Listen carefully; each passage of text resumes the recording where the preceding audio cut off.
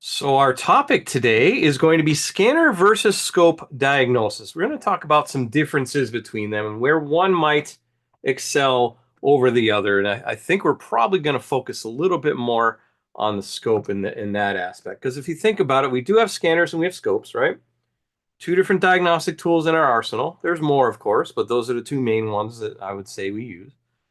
Scanners, when I like to think of it, I like to think of it as a really nice compass. It's going to point us in the right direction. It's going to show us where we need to look, where we need to go, but it's only showing us the effect. It's showing it after it already happened in the vehicle, right? So it's kind of an output of whatever's going on in the car. You can see what's going on. Now, when I need to find the cause of that effect, that's where the scope's really going to come in, right? Because usually we're going to be using the scope on the input side of the computer, right? So if we think about, oh, hit the wrong button there. So if we think about a vehicle's computer, if we think of it like a house, it's got a front door and it's got a back door. It's actually got two back doors. We'll talk about that in a second. Coming into the computer is going to be all my inputs. So my coolant temp sensor, my oxygen sensor, my NOx sensor, intake air temperature sensor, all those inputs come into the computer. Then the computer processes it however it is programmed to do so. And that is a key point right there because processing can be different. Can be different in two sides of this computer too. Did you know there are two rooms inside this house? Two sides to every computer. So we have our OEM VIN specific side, which is that processing is up to whatever the manufacturer decides they want that to be to make that car run. And then the other side is the OBD2 side, which is federally mandated by the government. So if you get XYZ score on this test, you have to throw a code for a misfire. If you throw this code on this test, you have to throw a code for an oxygen sensor. That's all mandated by the federal government. So whatever the spec is in here, can't change that, but the manufacturer can change it on the other side. Sometimes it could be higher thresholds, sometimes it can be lower thresholds. So you really need to be checking both sides at the same time when you do a pre-scan. So once it's processed, though, it's going to come out that back door and it's going to present it to the scan tool. Now, if I'm using a Snap-on scan tool and I'm in the scanner section, then that is going to be my OEM side. Now, I can get into some of the OBD2 side from the OEM side, and we can probably talk about that a little later when we're in the live portion. And then the OBD direct side is only that federal side, right? So that can get in there. And they don't usually cross over, but there are a couple places where we can cross over, and we'll talk about that in a little bit, like I said. But using just the scan tool, I can only get into this side. I have no effect, and I can't really see what's going on the way in because I'm looking at the computer's interpretation of its inputs, and it's giving me an output based on those inputs, as good as its programming. If the programming's off, like maybe it needs a reflash, because that's pretty common, right? So if I need a reflash, that means the programming wasn't quite right, and we need to fix it. So that's what a reflash is. So check both sides. Check not just your outputs, check your inputs too. Because if you're only looking at data on your scan tool, you're only looking at half the problem. You ever heard the term garbage in, garbage out? That's where it comes from, right? So if I have bad stuff going in, I'm going to have bad stuff going out. If I have good stuff going in, I still might have bad stuff going out, depending on what the processing's doing. So we need to make sure we have the right tool for the job, right? So if we think about a scan tool, that's going to give us, we almost always use it for codes for sure, right? So pre and post scans, scan the car, check for codes. Process data. Like I said, it's processed after the fact, after the computer's already gotten its hands on it. This is what I see as data on the screen. So of course it's useful for that. And some things, the calculations get done inside the computer. So it's one piece of the puzzle, right? Functional tests. So my bidirectional controls, overriding the computer and sending a command. Maybe I wanted to turn on a solenoid or a switch or something of that nature, right? Resets and relearns. After I'm done with my repair, I may need to do a reset. I may need to do some sort of a relearn. I may need to do a programming or a coding or what have you with that component after it's done. So, of course, we would do that with the scan tool. We wouldn't do that with the scope side of things. However, on the scope side of things, if I want to read inputs or if I want to make sure I have voltage at a component, I would use a scope for that. Could use a meter, I suppose, but a scope's just a much faster sample rate meter if you think about it. If I want to read current, same deal. What's the current flow going through the circuit so I can see how it's functioning mechanically, like on a fuel injector or a fuel pump? How about pressure? What's the pressure inside my cylinder? What is the pressure drop when I open a fuel injector? What is my back pressure on my exhaust? All different things we could use a scope for to show us a graphical representation of that. Resistance, right? It, I've talked to so many transmission shops over the years that say, man, I really want to be able to graph resistance. So I can see, maybe they have it's usually like a transmission temperature sensor, right? Temperature sensor resistance changes with temperature.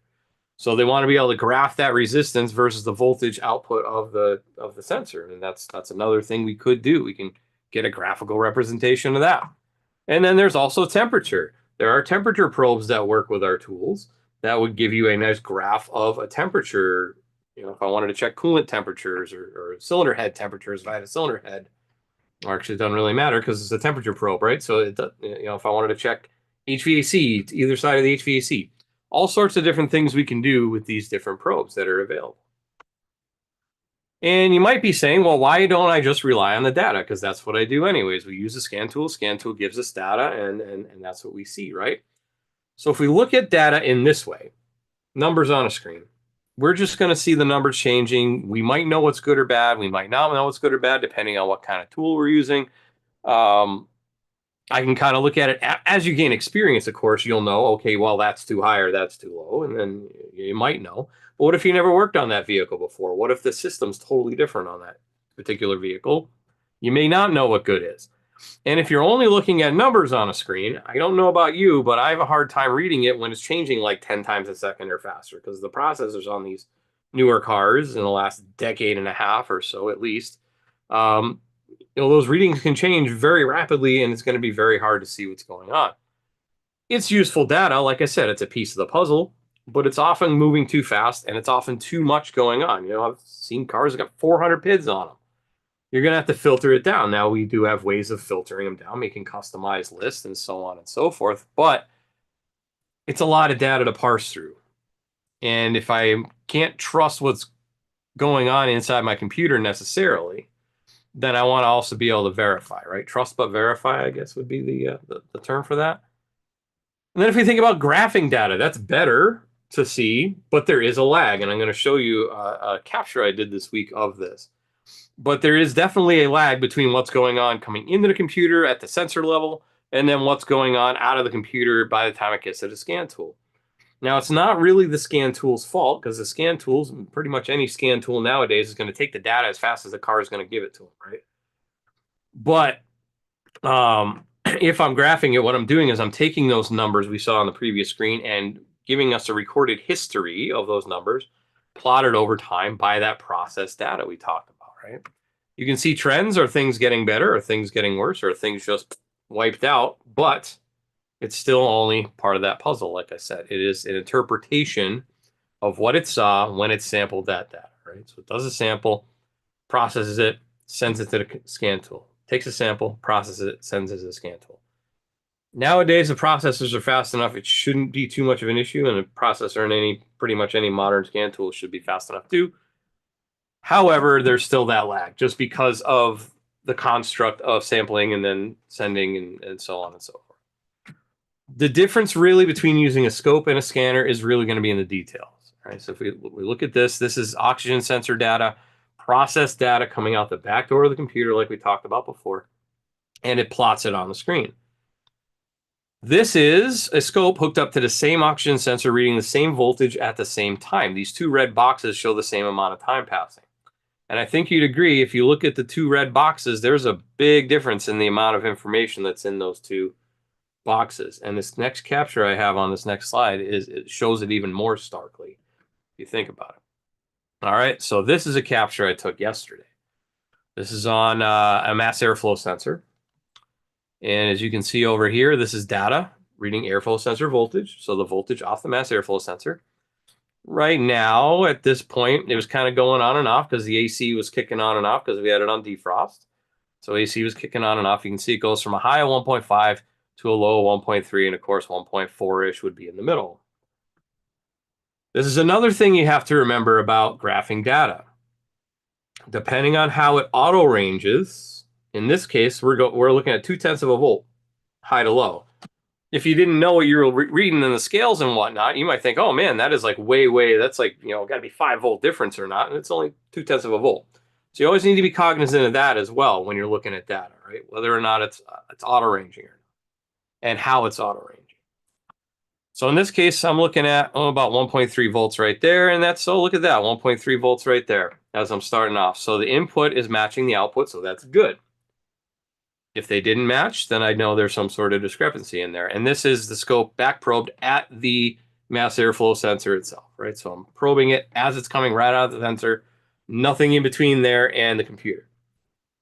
If I know it's good here, and then I was getting a discrepancy in my data over here, then I would follow that wire back and see where it goes into the computer and probe it there, and see if it's still got the discrepancy going into the computer. If it's bad going in, bad coming out, then I know the problem's probably somewhere in between the sensor and the computer. If it's good going in and bad going out, then there really isn't anything else in between, right? It's most likely the computer. Check powers and grounds, of course, but more than likely, if that's the case, if it's making it all the way there and it's not making it out the same way, it's a processing issue, right? It's not taking the samples correctly. It's not processing it correctly. So I'm going to play this video now, and if you watch, I'm going to do a couple power breaks. I'm just going to rev it, hold it for a second, let go, rev it, hold it for a second, let go, do it 3 times. Now watch the difference in the data and how quickly it reacts. All right, so we're going. We got an uptick there. The AC clutch came and turned off. And then we do our power break here very shortly. There we go. There's a power break. So there's one right there. And we can see it kind of reacts a little bit on the left-hand side. And then it goes again. Lots of up and down, lots of hash going on there. And then the last one was longer. And we see a lot of hash going on there too. So the big difference in those details, if you look at what the scan data was doing over there. So if I zoom in a little bit on that scan data to make it a little bit bigger on the screen, I will see that it maxed out at 2.6. which it tells me right there. And if I look over here on the second graph, that's where it hit actually 2.89. So my 2.6 is probably over here somewhere. It didn't catch that. It might even be like a 2.9, right? So 2.89 is where cursor 2 is right there. So it wasn't even able to pick up on that discrepancy.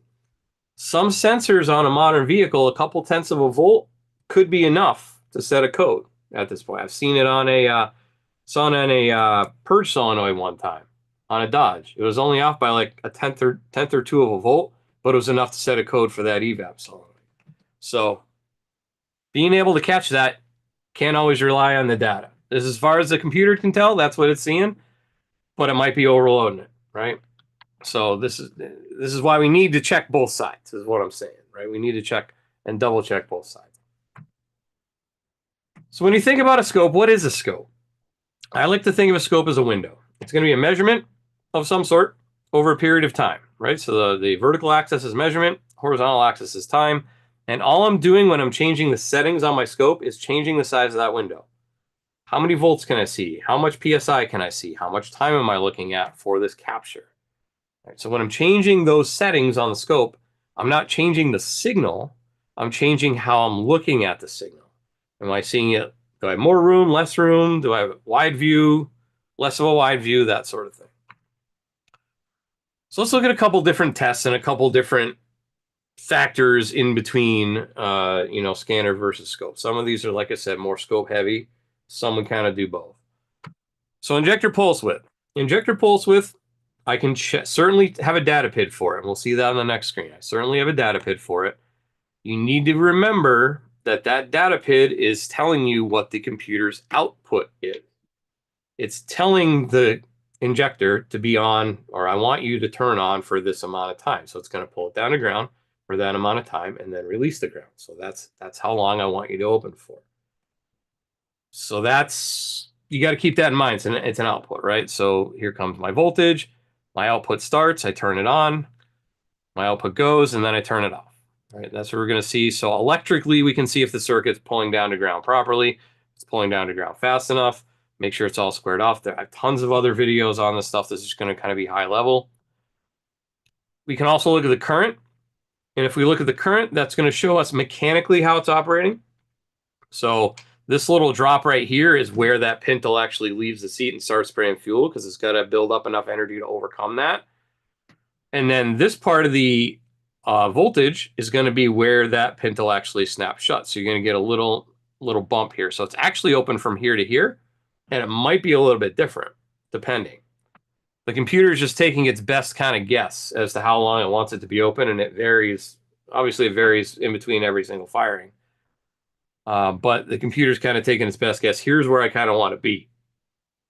Maybe it takes a median. I'm not sure. Average could be. And then this up here on the top is going to be my fuel pressure. So in this case, I see my fuel pressure is fairly steady. A couple little variants. It's not that big of a variable. Then when it opens, you can see it kind of drops off a little bit. And then when it closes, I have a big spike. Now, why do I have a big spike? Because it was flowing through that injector, free flowing through that injector using the pressure and volume from the fuel pump, and then all of a sudden that door's shut. So it's got a backup behind it that gets stuck in behind it. So all that kind of has to go somewhere. So usually it just drains back to the tank, right? But it just gets a little pressure spike, and then you can see how it kind of levels out and just returns back to normal over here on the other side. So that is looking at an injector 3 different ways: electrically, mechanically, and hydraulically, right? Now, if we want to compare that to a data PID, like I said, most vehicles are going to have a data PID for what the commanded fuel injector pulse is. So if I were to measure what the fuel injector pulse was over here, roughly 3.33, like I said, the compressor is cycling on and off, so every once in a while we get a little bit there. But if I were to measure that at the same exact time, and I get my measurements there, I am seeing 3.33 milliseconds on that commanded on time, and I'm seeing 3.33 milliseconds on that commanded on time coming out of the scanner. So that verified that track. Now, if the computer was commanding 4 and I never got to 4 on this side, then maybe there's some sort of an issue in there. Or maybe, the other way around. Maybe it's commanding 3.3 and I'm only getting 2.5. Could be. Also, remember, there is a lag. I have a video of this, but I didn't put it in the presentation. But there will be a lag from what's actually going on at the injector versus what the commanded is over here. So just be aware that you might have a couple millisecond lag there as well. Just be aware. What if I have a timing issue? Well, one of the very popular scope tests to do. There we go. So I was trying to stumble over my words there. A very popular test to do to see if I have a stretched timing chain, a timing belt that jumped, timing chain that jumped, perhaps, is to do a cam crank correlation test. So on this screen, the yellow is going to be the crank sensor. The green is going to be one cam sensor, and the blue is going to be another cam sensor. So let's just say I suspect there's a problem with the vehicle. I'm going to hook up to the cam sensors, and I'm going to hook up to the crank and see what happens. Now, in this case, if I were to compare this to a known good pattern from this, I would say that is good because these are supposed to fall within these windows here. Sometimes they double up, sometimes they're by themselves. So these 2 in a row, they double up. This one, it doesn't. This one, and it would repeat, so on and so forth. But what happens if, for some reason, my timing is off and maybe one of my cams gets retarded in this case? So retarded would be to the left because it's going to slow down in relation to the rest of the engine, right? So if the crank and the other cam sensor camshaft stay the same, and this one goes backwards, then I know it's retarded, right? So it's retarded by a few teeth, because where was it over here? And so we can see it's a couple teeth back on that crank. Conversely, if it's advanced, goes the other way. So now I'm a couple teeth advanced going the other way, right? So you would see one of the camshafts going the other way. If it's a single cam and a single crank, a lot easier. They'll give you a window. Here's where it needs to fall. It's a little forward. It's a little backward. We'd be able to see it. Right. So that's very helpful if I suspect a timing chain issue, right? And you would not be able to see that with a scanner. There are a couple manufacturers that I'm aware of out there that will do an automated test to kind of check for slop in the chain. They can do that by seeing, well, where do these blips happen? So it's kind of doing the same thing that you're doing with a scope, but you can't see it happen, right? It's gonna get basically a pass fail on that automated test. But that's a very common test to do. How about an ignition test? Here is a cranking test on a known good engine with brand new spark plugs in there. So you see they're all fairly level. I'd be able to do that and check all the cylinders at once. And I can see their firing lines are fairly level, so that means the spark plugs are probably okay. Everything's good. This is one before we changed all the spark plugs. One of them had not been changed. I bet you can't guess which one it was. Since that particular spark plug had worn out over 120 plus thousand miles before it got changed, the gap was of course longer than on a straight one out of the box. So these three are out of the box, fresh plugs, and then this one's one that's worn before it got changed. And you can see a huge difference in the firing line because it had a lot longer distance to travel in order to get that spark to happen. Right, so we can see that by checking ignition. We can also check the spark line checking ignition. So what we want to see is we want to see some turbulence. We want to see it fairly level. That means that the it's burning all the fuel. It's using up all the fuel. It's not rich. It's not lean. It's where it needs to be. Nice and level.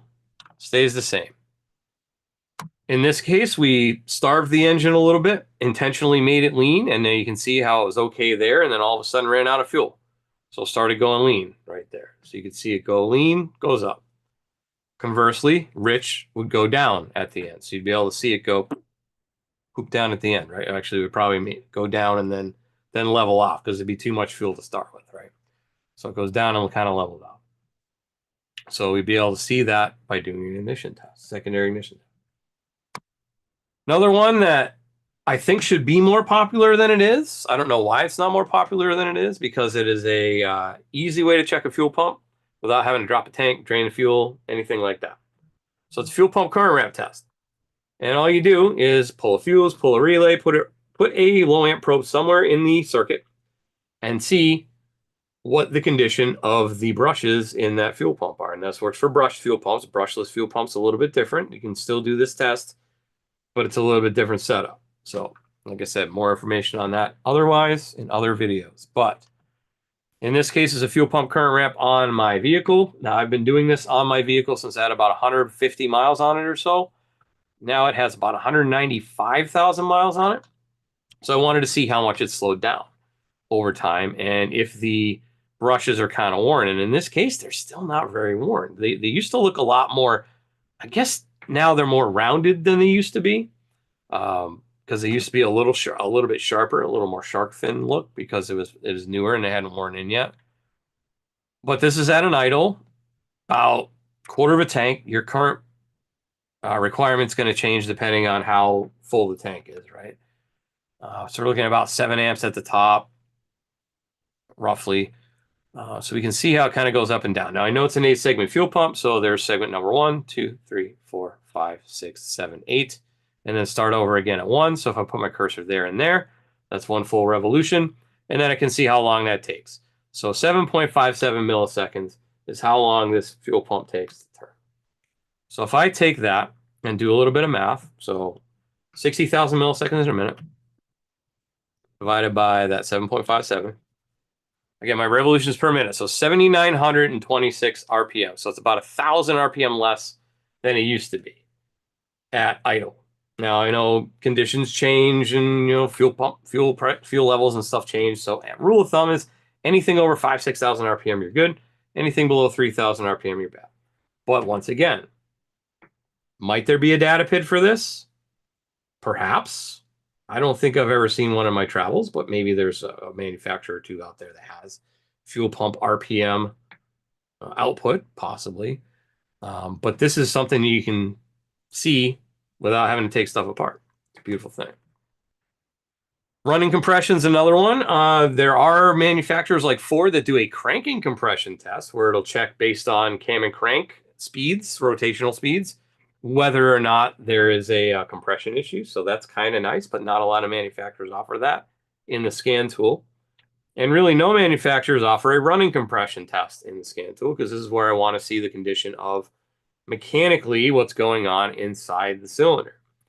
So in this case, this is just the pressure probe, pressure transducer. We can see the piston come up, reaches roughly top dead center. Then my ignition happens, actually a little before top dead center, comes up to top dead center.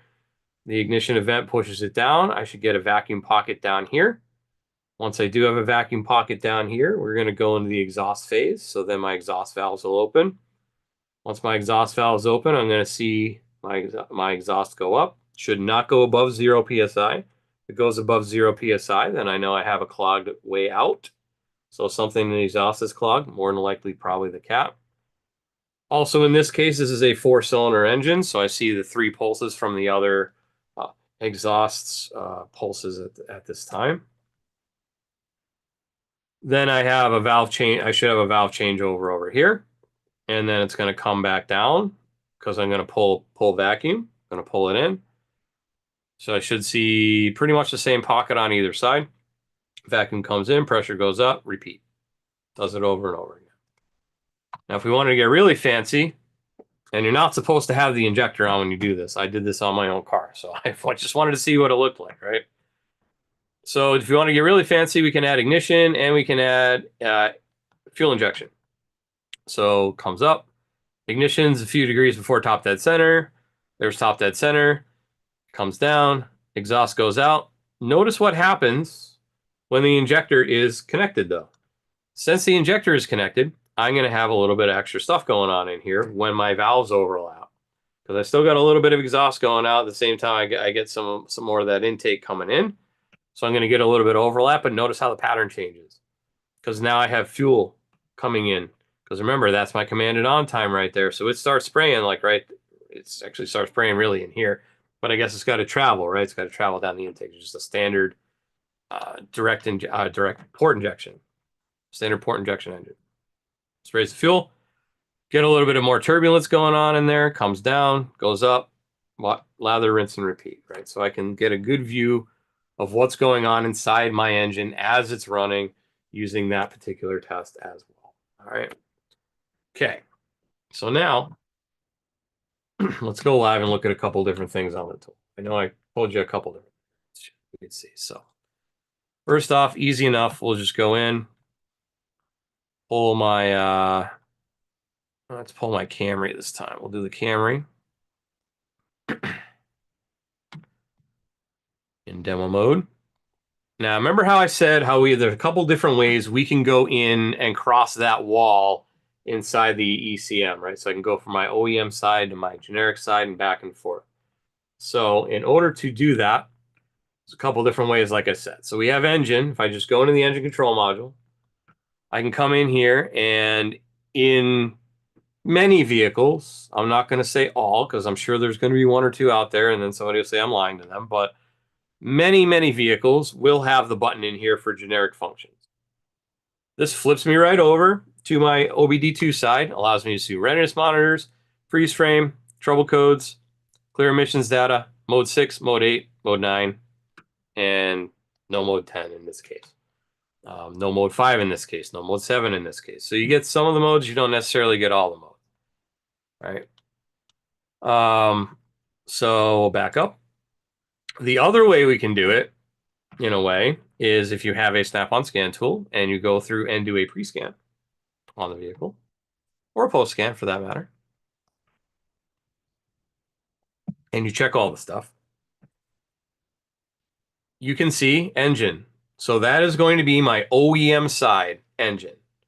All right, so I have 2 codes in the engine side of the OEM. If I come down here on the bottom, it's going to give me my mode 3 codes. So those would be my generic federally mandated OBD2 codes.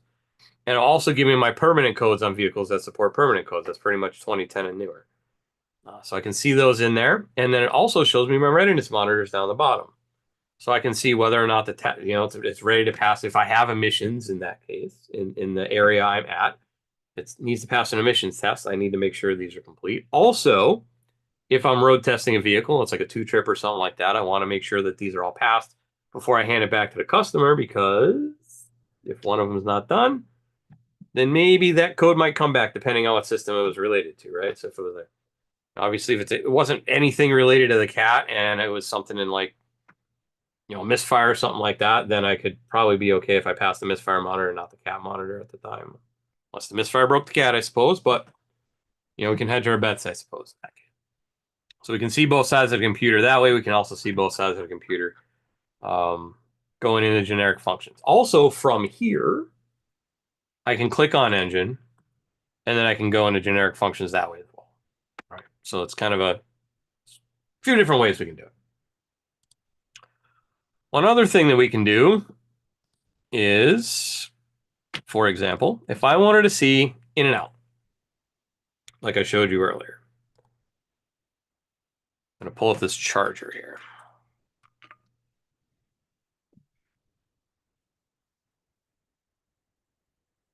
Okay, so say I wanted to go into engine data, and we'll look at, say, oxygen sensor voltage, right? I can go in there and I can take a look, and let's say I wanted to look at bank 2 sensor 1 oxygen sensor volts, right? So it's about 1 to 2.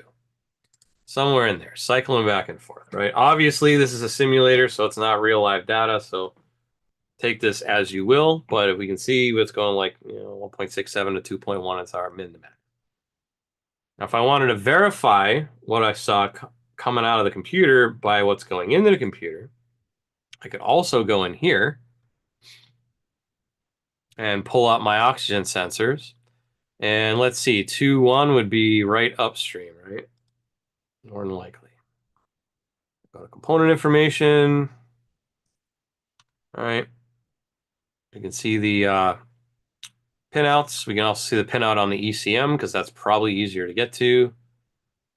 And then if I wanted to do sensor tests, there's a couple different tests you can do. You can do an in-car test, which basically tells you to add propane through the intake manifold.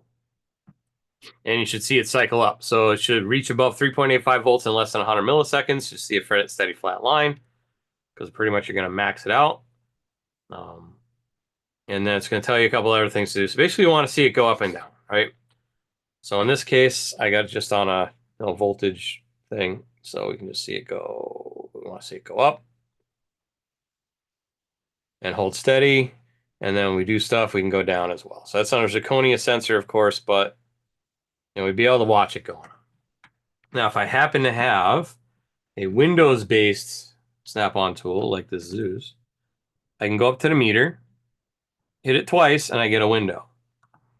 I can go back to my scanner, and I can see my graph. If I wanted to make it full screen, I can. There we go. And I can come down here to my desktop button, and I see my scope viewer here. Pull that up. There's my scope information. So I can see how the voltage compares.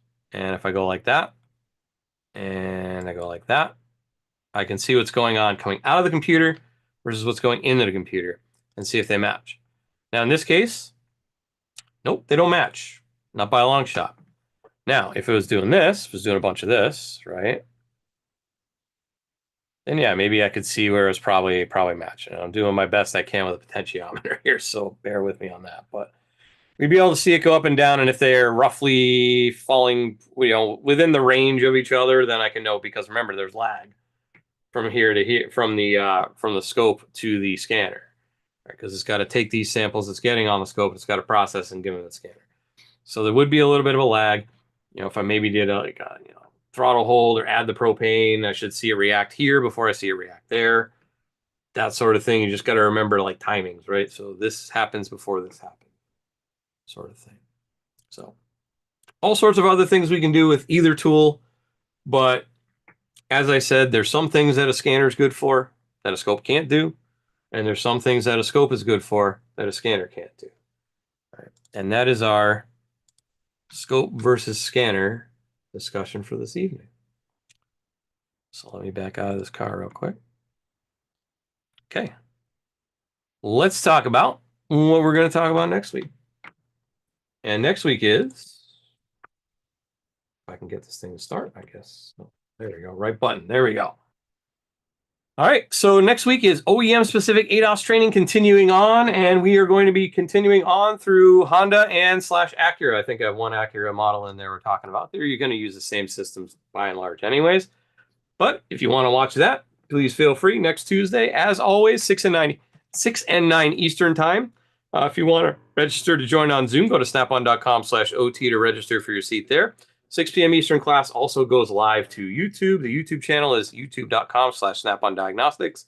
All one word. If you scan that QR code, it'll bring you right there and subscribe you. On the other side of the coin, on 9 p.m. Eastern, it will go live to our Facebook page. So facebook.com/ I forget now because they changed the name, but they did take a page down last week. We finally got it back yesterday, so it will go on our Facebook page as Snap-on Diagnostics training. And look that up. You should be able to find it there. All right. So you can watch it live and ask your questions. If you want to see any of the other episodes in this series, like I said, I got tons of other material on testing stuff and oxygen sensors and fuel pumps and pressure transducers and all sorts of different things. So look through that list. This is episode 112 being recorded live right now. So youtube.com/Snap-on Diagnostics. There is a playlist for live training. There we go. So it'll be over 112 episodes available because there's a couple other one-offs we did that are in there as well. All right. Also, do we have your email address? If we don't have your email address, you may be missing out on some valuable diagnostics related material. So things like Tech Focus articles, SureTrack blogs, quick tips, new product releases. They also send out my training schedule periodically, I think maybe monthly. So you're not going to get spammed with a ton of different emails, and it's all going to be value add stuff. It's not going to be, hey, this, and this. It's all going to be, training related content, basically. So here's an example of an article on timing chains and diagnosing timing chains, which we talked about in this episode, right? So scan that QR code if you're not getting our emails, and then you will start to get our email. Time for questions. If you do have a question, if you joined on Zoom a little late, you can go to the top or the bottom of your screen, wherever the Q&A button is, type in your question there.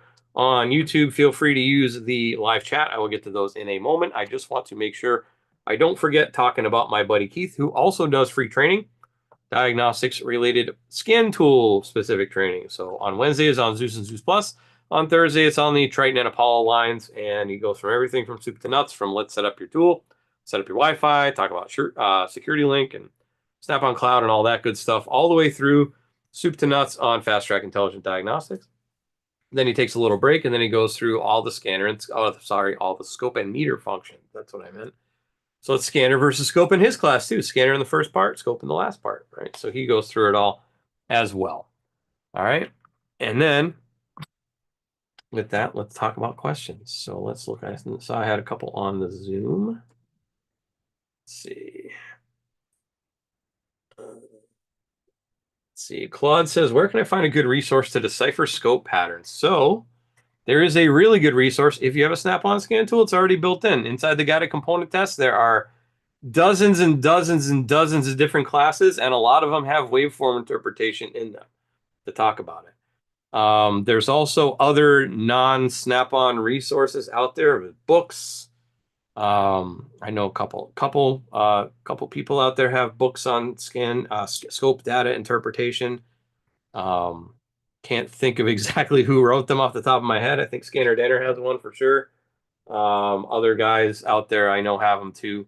So you should probably just Google a couple of them. You're probably gonna pay for them, but I mean it's worth it. Worth the payment if you get the knowledge that you need, right? So like I said, on the tool there's some, and then of course other places have them too.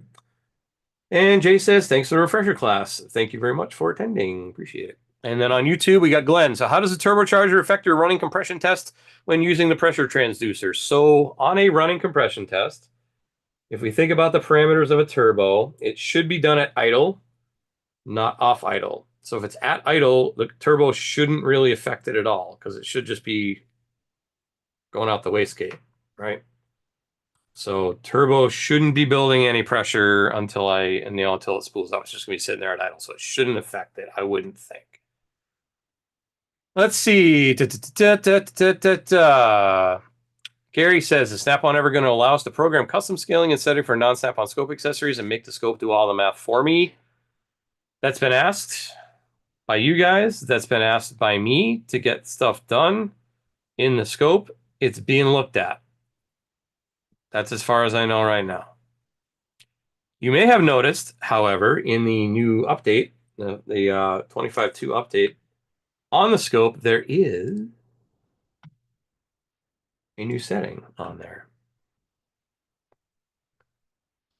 Not that it's not Snap-on, but there's a new setting in here. So if I wanted to go in here and change my probe now, they added in the high amps probe, the two high amps probes that are in the for accessories in the Snap-on catalog. So the 200 amp high amps, which basically is if it's a 10 millivolt per amp output, it would do the math for you there. And then high amps 2000 amps, so 1 millivolt to 1 amp. So really, if you have a probe that'll do either of that, that would work as well with that. All right. Okay, I just got another question on the YouTube. So Sean asking, is a Triton 2-channel? Earlier I used 4 channels on the Zeus to check timing. Can you get closer results using a 2-channel to check retard in advance as you would a 4-channel? Absolutely. It's going to be the same resolution on the screen. You can just look at 2 things at once instead of 3 things at once. So if I had, if I had just a standard cam crank one and one, then simple enough. Crank sensor on one channel, cam sensor on another. If I had multiple cam sensors, it gets a little trickier because I got to move my probe around. But you could leave the crank sensor on. Let's say you put the crank sensor on channel 1, and then cam sensor 1 on channel 2, and looked at it and it looked okay. Then I moved it to the other one and it looked bad. Then I know that's where my problem would lie, right? So it wouldn't necessarily show the. Then I guess I could do both cams in and make sure those are in time as well. But more than likely, it's keyed off the crank sensor anyways. So I would do crank sensor and then just move my channel 2 around to however many cam sensors I have. And you can still do it. It just might take a little bit longer. Let's see. Got another one. Gary says, continuing with the turbocharged engine in cylinder pressure transducer testing, would the turbo affect your waveform during a snap throttle test? I would think so at that point. If I'm snap throttling it, if I get the turbo spooling up enough and the wastegate's closed, which it probably is going to be off idle, if it's in park or neutral, sometimes that doesn't happen. And that gets down to OEMs and what their logic is. Because if they're just going to, if you're just going to rev an engine in park or neutral and it doesn't really have a load on it, they may still leave the wastegate open. I guess it's going to depend on the manufacturer. You probably want to monitor wastegate PID, if there's a wastegate PID on off in that case. If the turbo is spooling, yes, it would. If the turbo is not spooling, it probably won't. You may need to do a loaded test in that case, I guess. Would it be safe to disconnect a boost pipe during this test? I would also say that's going to mess it up because then your mass airflow readings are off at that point, right? Because it's going to go through. It's going to go through the mass airflow, unless it's map only. But if it's mass airflow, it's going to affect vehicle might even stall because it's going to basically be introducing a giant vacuum leak at that point. So I would say I wouldn't do that, just because it's going to mess up your intake flow, right? If you think about it, yeah. So excellent. Glad I could help. All right, let's just double check Zoom. All right, looks like we're good. So with that, looks like we cleared out all the questions. So thank you very much for spending a little bit of time with me. Hopefully we got a few some good little tips and tricks out of this. Hopefully you'll join me next week for Honda Acura ADAS. With that, enjoy the rest of your week. Enjoy your weekend. Have a lovely night and take care.